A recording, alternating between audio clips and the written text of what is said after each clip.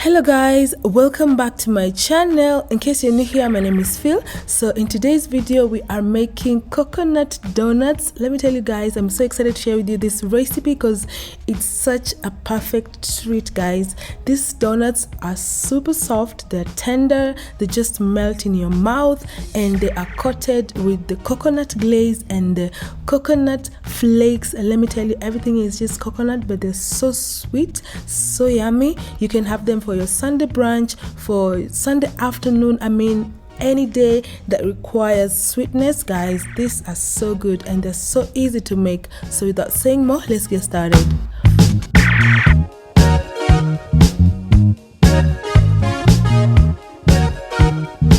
So for our first step, we're going to activate the yeast. So here I have warm water. I've added active dry yeast. I'm going to mix that well until everything is nicely incorporated, and then we are going to store this in a warm place for about 5 minutes.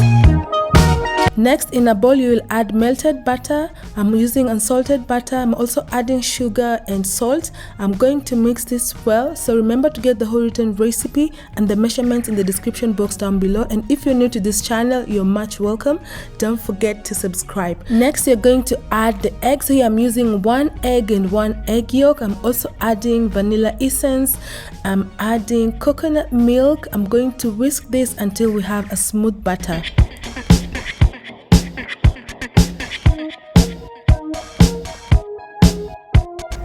And our yeast is ready. As you can see, it has bubbles on top, so that means our yeast is very active and very alive. So remember guys, this is very important. Remember, you are using fresh yeast. Don't use yeast that has been stored in the shelf for a long time. Use fresh yeast to get good results. So next, you're going to add 3 cups of all-purpose flour. You can use cake flour if you have. So we're going to mix this well until we have a very smooth and soft dough.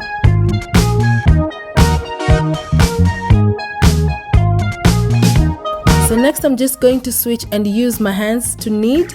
Remember, you're going to knead this for about 5 to 8 minutes. If you have a stand mixer, the better. It will make the process much quicker.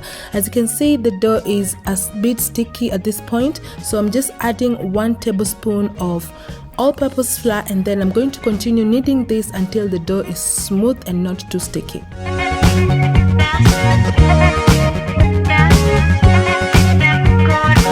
So the dough is looking ready at this point. As you can see, it's not too sticky, it's looking smooth and soft. So for our next step, we are going to proof it. So next, you're going to oil the bowl. This is just to prevent the dough from sticking to the bowl. And then you're going to place that dough, you're going to cover it with a kitchen towel and let it rest in a warm place for about 1 hour. So I'll prefer an oven. Just warm your oven for about 5 minutes and then place the dough.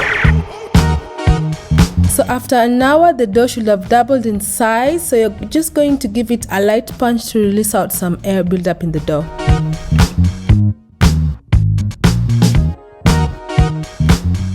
So next, you're going to transfer the dough to a flat surface. Remember, you flat your surface to avoid the dough sticking. So you'll take your rolling pin and then you're going to roll the dough to about a 1/2 inch thickness.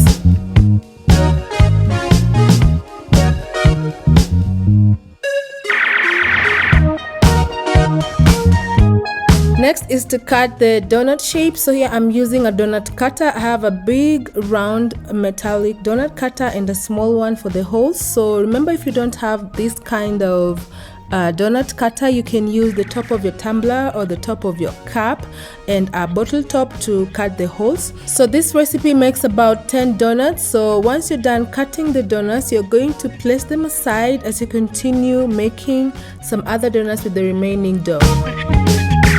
Next, you're going to place the donut pieces on a baking tray. Mine has a parchment paper. Remember to give them a space between them so that they don't touch when they are proofing. So you place that in a warm place for about 30 minutes until they double in size. As you can see, they have doubled in size. This is how thick your donut pieces should look. So for our next step now is to cooking.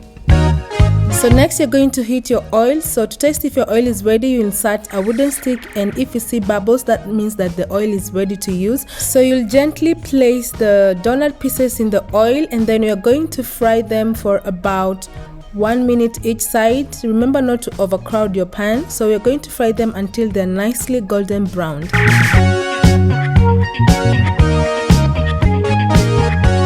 So once the donuts are nicely done and cooked, we are going to remove them from the hot oil and place them on a kitchen towel to release out excess oil as we continue cooking the other donut pieces.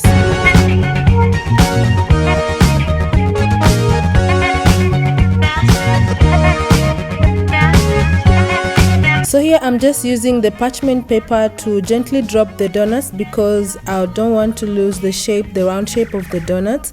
So it's not necessary, but you can use this as a trick to get the perfect round shape for the donuts.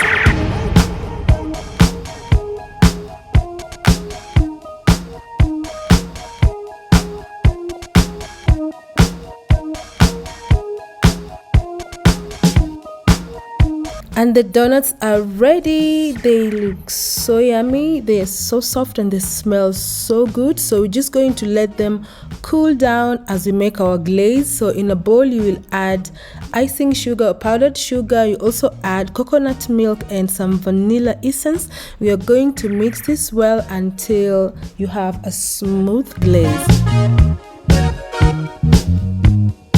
So for the topping, we're also going to use this coconut flakes. So mine is store-bought. Remember, you can make them at home as well. You can just thinly grate coconut. And our donuts look so amazing. You can see the white ring. Oh, I love the white ring on the donuts. So for our next step, we're just going to glaze them. So you'll dip in the glaze and then you're also going to dip it in the coconut flakes just to coat them, and then you're going to place them aside and let them rest for about 5 minutes before you serve.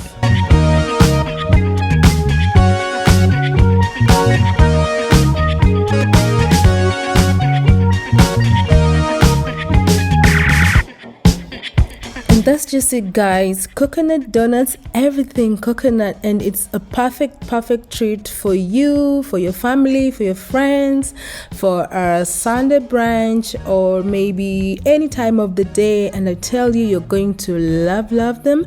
They are so yummy, tender, and let me tell you, they're so good. So that's what we're making today, guys. I hope you've enjoyed watching this video. Don't forget to give it a thumbs up, and if you're not subscribed, don't forget to subscribe as well. For more of my amazing recipes, you can get me on Instagram at Phils_kitchen or on Facebook at Phil's Kitchen. So till my next one, bye.